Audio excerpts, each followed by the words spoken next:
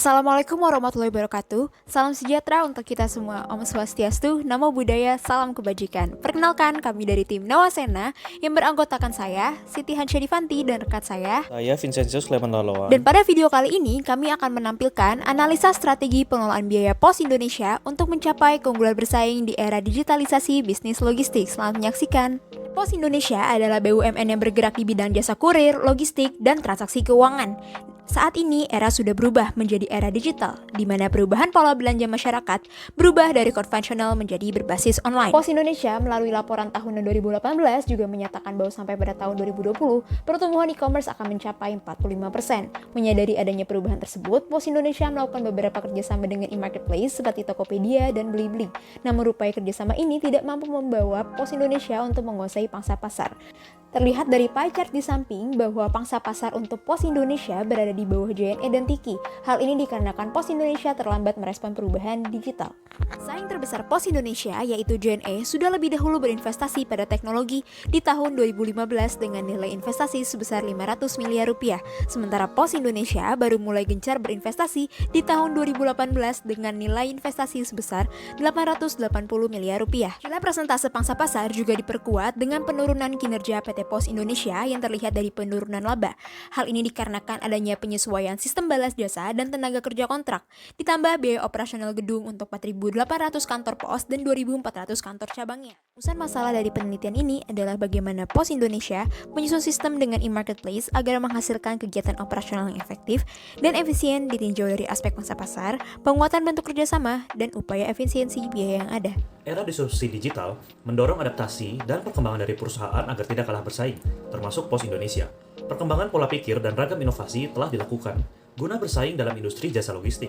Adapun upaya Pos Indonesia dalam menghadapi era digital antara lain, yang pertama adalah Qcom dan Q9, yang kedua adalah kerjasama dengan e-marketplace bersama Tokopedia dan Blibli, yang ketiga adalah pengadaan pusat logistik perikat bekerjasama dengan beberapa perusahaan lainnya, yang keempat adalah Pos Logistik, anak perusahaan Pos Indonesia yang memiliki produk khusus untuk e-commerce, dan yang terakhir adalah Oranger, yaitu layanan jemput bola untuk produk dan layanan dari Pos Indonesia. Berikut adalah plotting matrix dari Porter Generik strategi yang kami lakukan berdasarkan identifikasi terhadap keunggulan bersaing. Pos Indonesia seharusnya dapat berada di kota cost leadership. Hal ini dikarenakan Pos Indonesia menargetkan pasar yang luas, ditandai dengan mereka membidik pasar yang sama dengan para pesaingnya seperti JNE dan Tiki. Namun demikian, Pos Indonesia menawarkan harga yang lebih murah dibandingkan para kompetitornya.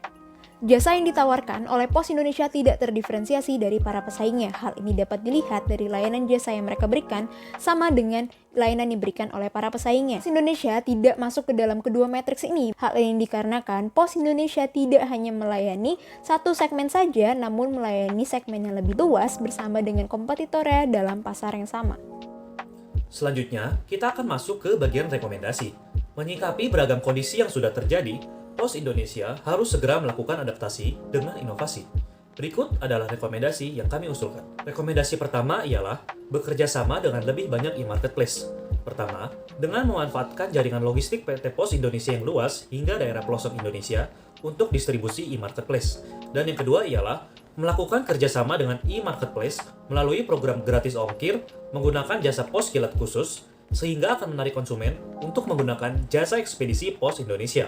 Peningkatan kualitas atau jumlah kerjasama ini bukan hanya untuk e-marketplace besar seperti Unicorn atau Dekakorn saja, namun termasuk juga e-marketplace startup yang kecil dan baru dirintis. Rekomendasi kedua adalah evaluasi strategi biaya sesuai dengan cost leadership. Kami akan membaginya menjadi dua bagian. Yang pertama, optimalisasi layanan digital Pos Indonesia. Layanan digital Pos Indonesia memberikan kontribusi yang sangat baik untuk berkembang dengan mengikuti tren digitalisasi bisnis. Dalam masa pandemi, perdagangan online menjadi esensial, dan permintaan tersebut harus ditanggapi melalui jasa pengiriman yang cepat dan tepat. Kedua, menunda perekrutan karyawan baru. Pos Indonesia harus memangkas sektor biaya yang besar dengan tingkat urgensi yang rendah. Salah satunya adalah pada biaya gaji dan pensiun. Untuk mengantisipasi bertambahnya biaya untuk pengelolaan karyawan baru, sebaiknya Pos Indonesia tidak membuka rekrutmen baru hingga keadaan normal kembali. Nawasena menyiasati kendala jarak ini dengan memanfaatkan platform Microsoft Teams yang sudah disediakan oleh Trisakti School of Management. Sekian video presentasi dari tim Nawasena. Akhir kata kami ucapkan terima kasih.